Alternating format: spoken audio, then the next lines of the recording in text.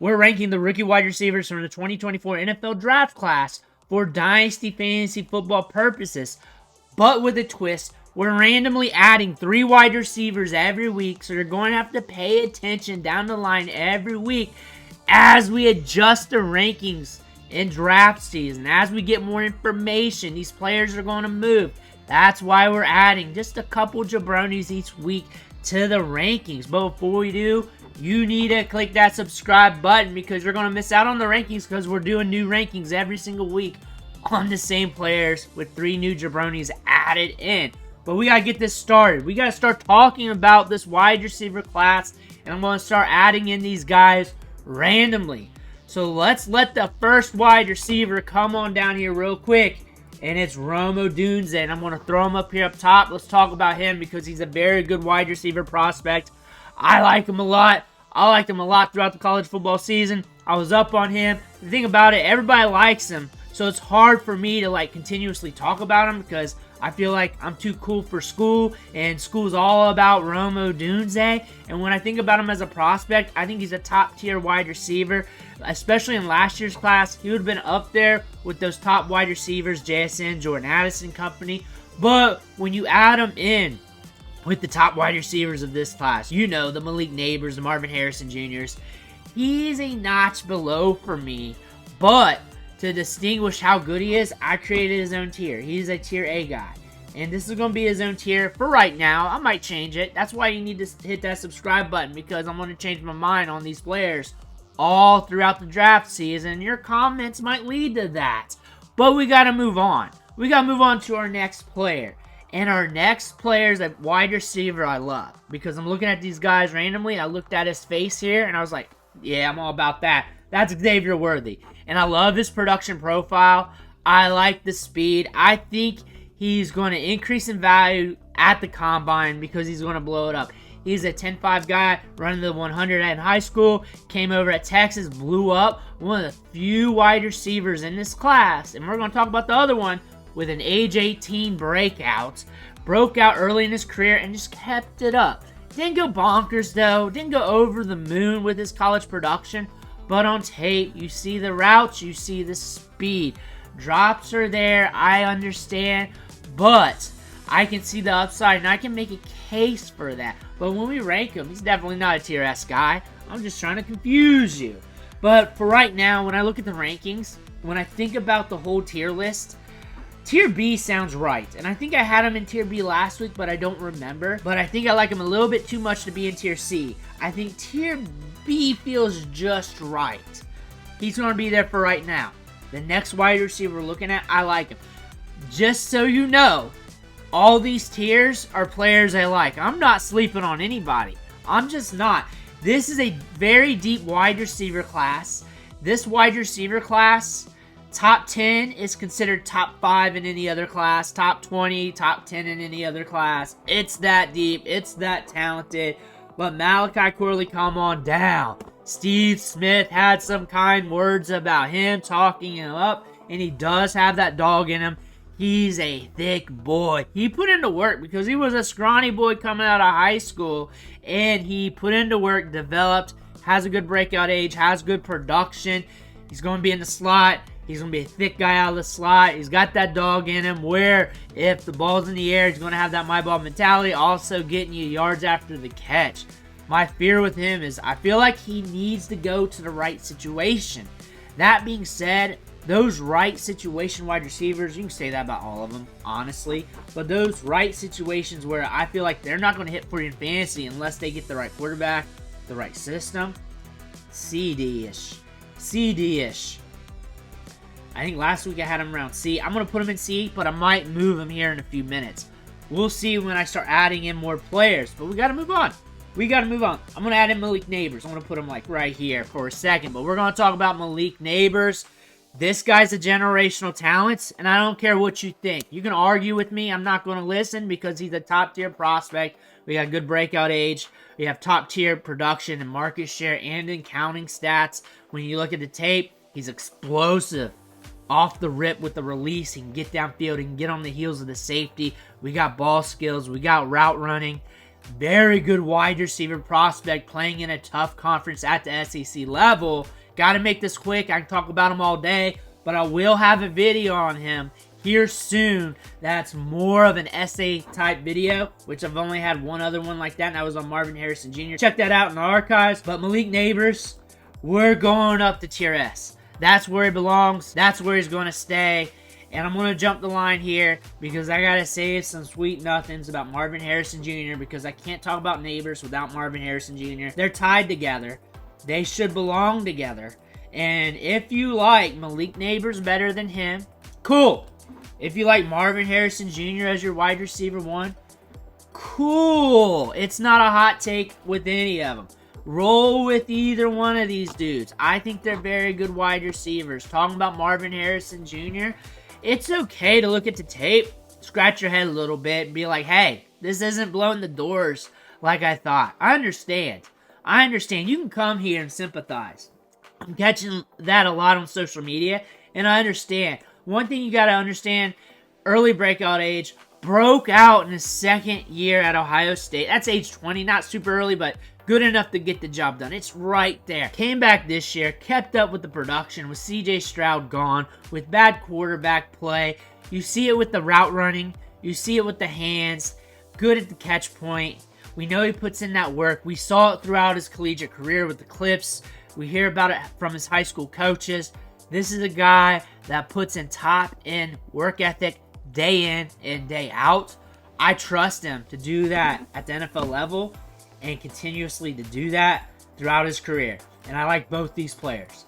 This is just a rare time where you get two generational wide receiver prospects that have this type of upside. And honestly, you got to enjoy it because you're not going to get it too long. These two wide receivers is just something you're not going to get every single year. Just feel blessed. We got to move on, though.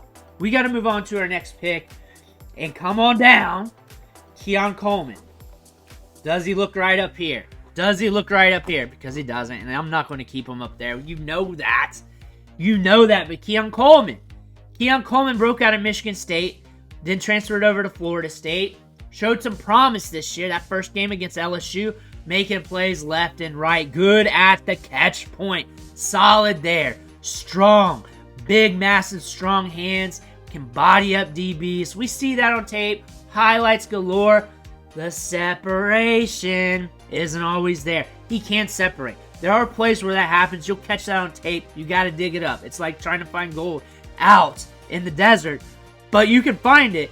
He can create separation. It's just not happening too often. He's not a guy that's going to continuously create separation. That might be a problem in today's NFL. But another thing that could lend to him is that he's a bigger wide receiver prospect. Last year was filled with smaller wide receivers. The market would be like, hey, we want some bigger wide receivers. Coleman could be that guy. We might pay up for that. That being said, he can't go in A tier. I had him in B tier for a bit because I feel like the draft capital is going to matter. But if he gets the draft capital, I'm still doing these videos and I can still bump him up. There's other wide receivers I like. Let's put him here and see. I can't like everybody. You may like Keon Coleman. I'm kind of mid with him. I feel like he's okay. If he goes to a grand situation, he's getting jacked up to here at least. Like say he gets drafted to the Chiefs at the back half of the first round for some reason, he's going here. But we don't know that. And talent-wise, I feel like he's more here compared to the other wide receivers. So we're going to keep him there. But another wide receiver I want to talk about today, I got a few of them I still want to talk about. Roman Wilson. Dude blew up at the Senior Bowl, but the dude's got some speed. He runs in the 4.3s. This guy's electric. He is twitched up. He can create separation. Draft capital and team fit is going to be huge for him because he could be pegged as just a slot receiver with his team, or a slot receiver plus is like what I want to say, kind of like a Tank Dell, where you can put him inside, outside, let him stretch it deep. Plus, you can do everything with them, but you're going to put him in the slot a lot. That's what you're going to see with Roman Wilson. Thing is, he's not Tank Dell.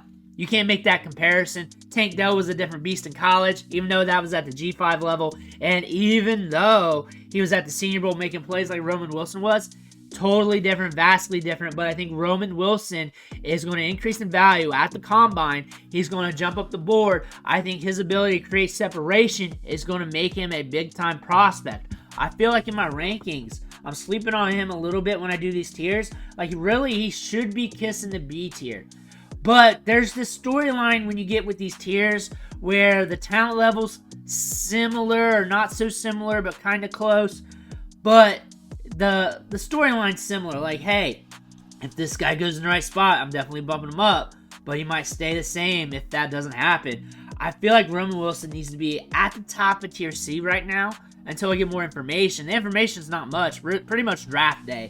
Unless he really melts the combine. But I like Roman Wilson. Again, like I said, if you're in these tiers here, if you're in D, maybe questionable. I'll tell you if I don't like you. I'm pretty blunt like that. But if you're in S through C, I like you. Well, maybe not you, Keon Coleman. I don't really like you too much. Fuck you, but you're still here, so I gotta have you here. But we're moving on. Lad McConkey. Does he belong there? Does that look right? Probably doesn't, but we got to talk about him. This guy creates separation for days. He's going to be on an NFL roster. He'll be on a depth chart. He'll be seeing snaps and targets, be getting some opportunity, but will that be enough opportunity to be fantasy relevant? That's going to be the question. You can't get targets without separation. That's what a lot of people say, but he didn't get it in college because we're still waiting for him to break out. Did not break out at the college level. We got a ton of good wide receivers here. I can make a story about how all these wide receivers in this video will hit, and plus the other ones in the other videos. I can make that story, and there's a lot of other wide receivers that are not in this video that I like more than a lot of the wide receivers in this video right now. You better hit that subscribe button because I'm going to be talking about a lot of wide receivers. But Lad McConkey, though, he does have some goods to his game. I will recognize that. Real knows real. But I also know you did not do it at the college level. Not all the time. I know there were some injuries there. Take that out, prorate it out. You're still not even breaking 1,000 yards last year, bud. C tier for sure. Kind of like a Keon Coleman type prospect. And Malachi Coleman? Yeah, it's getting out. I might have to break this up and make another tier. We might be getting more tiers soon. We're about there. Maybe today, maybe tomorrow, but you're going to have to pay attention. Our next wide receiver coming up because we got to keep this moving. Troy Franklin, and if you've been following the channel, I like Troy Franklin a lot. One of my favorite wide receivers in this class. I'm waiting to see where he goes in the draft, and I feel like he's going to get a bump up during the combine and a bump up during draft season somewhere by the big media. But what I like about him is he's very cerebral. Attacks the blind spot, good at breaking off routes for being a taller guy, and then working against zone.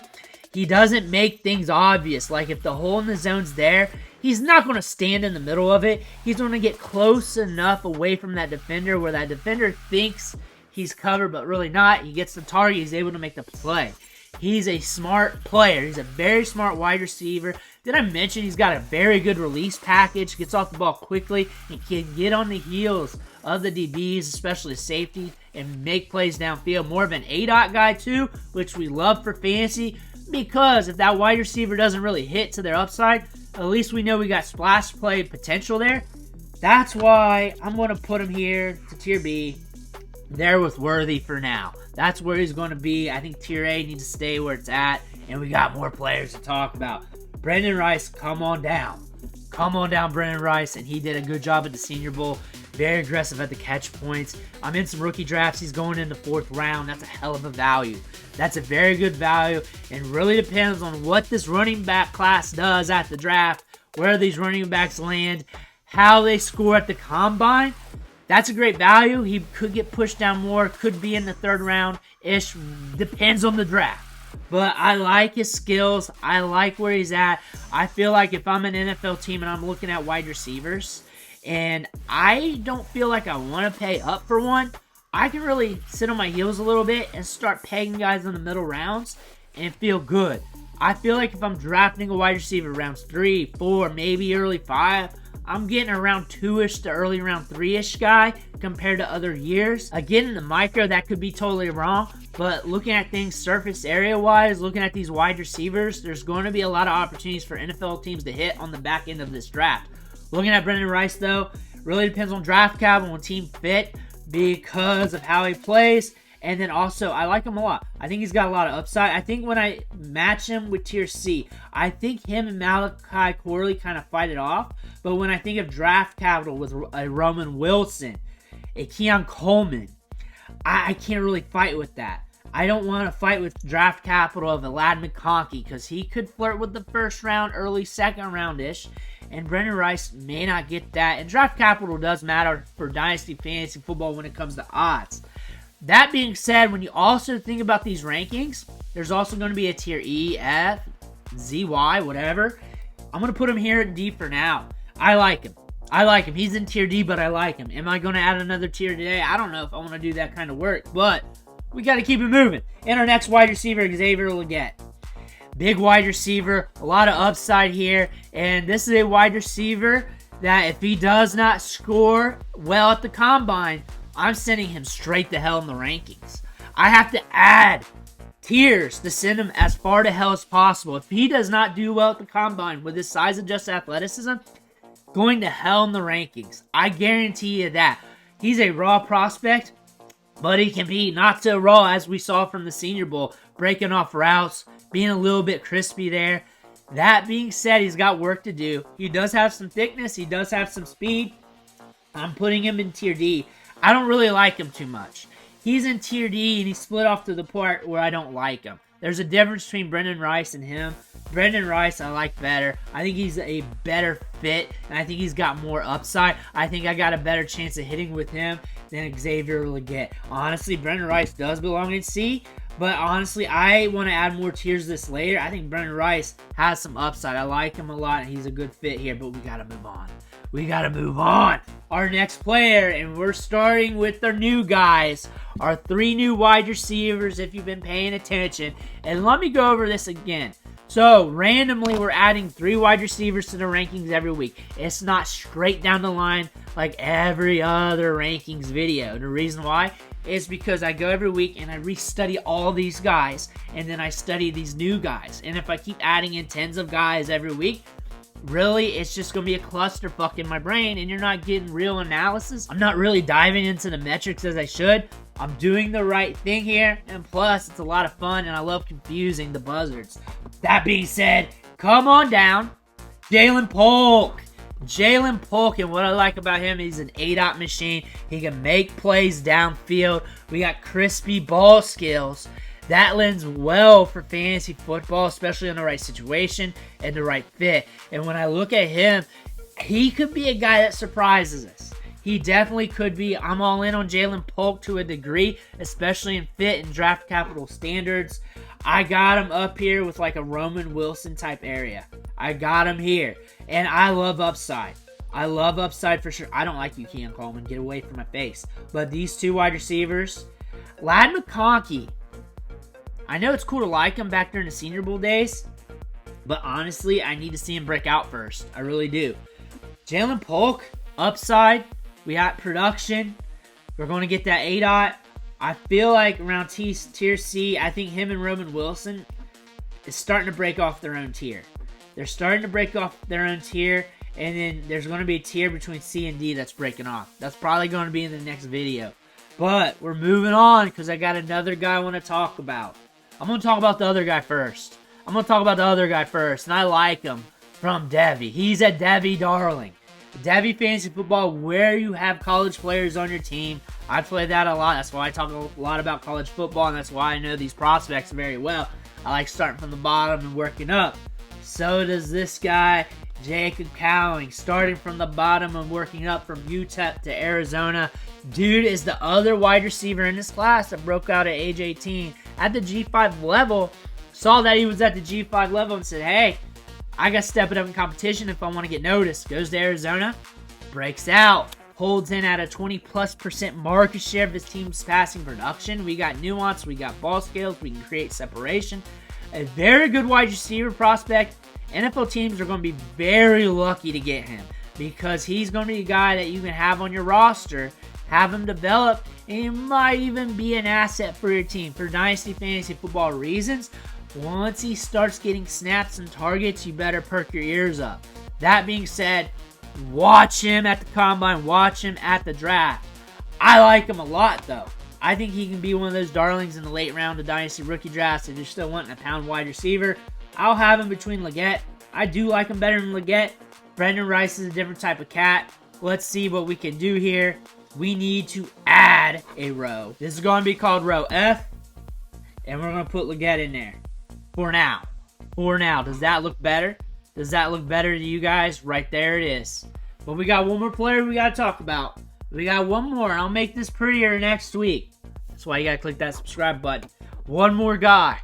And you've been waiting for him. I know you have been. And you guys got a lot of questions about him, where he should be ranked among the other wide receivers. Brian Thomas. Brian Thomas, come on down. I like Brian Thomas. He's one of my favorite wide receivers too. He's one of my guys. I like him a lot. I think he's a first-round guy. Easy play there. He can get on the heels of the defense pretty quick. Love his release package. Going to get a deep A-dot. Let's call this the A-dot class because we're getting wide receivers who can stretch the field, make plays happen downfield, especially in the bottom to middle part of the rankings here. That's exciting. We're getting draft capital. He's got production. I know exactly where I'm going to put him. Top of tier B, and he's really flirting with tier A. He's really flirting with this area here. And that might be where he belongs. I know I started off the video saying Odunze gets his own tier. But Brian Thomas is saying, hey now, guys. Don't forget about me. Don't forget. Do you think that's a hot take? I don't think that's hot at all. I don't think that is. I'm going to have him top of tier B for right now. Things might change. I like Brian Thomas a lot. So the question is with him, is Troy Franklin or Brian Thomas? I think the NFL draft's going to tell you that, and they're going to select Brian Thomas ahead of him. However, when I look at him player for player, if I'm starting an NFL team, I like them both. I like them both a lot. I think both of them can really help you out. I like them both. For Dynasty Fantasy Football reasons, when I look at the draft capital, I'm really looking at Brian Thomas here because the odds are going to be a little bit more in his favor because I know and I have a very good feeling, unless he fails the combine, that he's going to be a first-round draft pick. I have a very good feeling on that. I feel like Troy Franklin could be more than likely a second-rounder, considering what we're seeing here. We're watching these guys closely. It is tight. If you like Troy Franklin better than Brian Thomas, cool. If you like Brian Thomas better than Troy Franklin, cool. They're very close. And I think about this every day. I'm not going to lie. I think about this every day. And right now, what I'm gathering is draft capital is going to be the big tiebreaker for me. Brian Thomas with the draft capital, his ability to get downfield, see a good 8-eye. I think fit's going to matter too. If one's in a scenario where the quarterback plays a little sus and the other one's with a quarterback that's just bombs over Baghdad, like say one gets Josh Allen, even though he's got worse draft capital, the other one's got a stalemating quarterback, going to have to go with the other one. There's a lot of questions here, but I like them both. Maybe they should be in their own tier, and maybe Xavier Worthy's more like here anyways. That's more than likely the true thing. That's why you need to watch till the end of the videos, because I'm going to move these guys around. I created a new tier, and I think I'm going to need to split up tier C, because when I look at tier C, Malachi Corley, probably tier D-ish. Maybe after you think about it, think things through, I think he's going to fight for the second round. I think he's going to push for draft capital, and it's going to be around the Lad McConkey range, but that's what I think, and that's not what I know. He's also a G5 prospect. Why would I put that much faith in a G5 prospect until I get more areas of why to have faith in him? But him and Brendan Rice, I get it. He's also getting the Steve Smith faith, which I don't really care about. Keon Coleman, I can't push him too much more down, or I'm a hater, even though I hate his guts. And then Jaylen Polk, I like him. I like Roman Wilson. I like Xavier Worthy. But B tier matters. Troy Franklin, Brian Thomas. Do what you want with those. It's called a tier. That means they're valued about the same. They're close. Right now, I think draft capital landing spot is going to break it. And I feel like Franklin's the smarter player, the smarter route runner, breaks it off better. He's got a little bit more pop. A little bit more juice. Brian Thomas does, and I see that on tape. And that could be the X factor there. The cerebralness could be the X factor here. The landing spot could be the X factor here. And the landing spot could just do this. Or this, or this, or this. Honestly, I don't see Odunze falling out of B. I see A or B for Odunze. S tier, I think they're locked in. They don't go to S tier if they can get moved by a landing spot. I don't think Marvin Harrison Jr. could ever be here or here. Think about how ugly that looks. Just think about how ugly that looks and how wrong that is. Think about how wrong that kind of looks. You can put him on the worst team possible. You're still going to draft him high. The market's saying draft him high, so you're going to put him high. But those are the rankings for this week. We're going to move around next week. You need to pay attention. Hit that subscribe button. Catch you on the next one.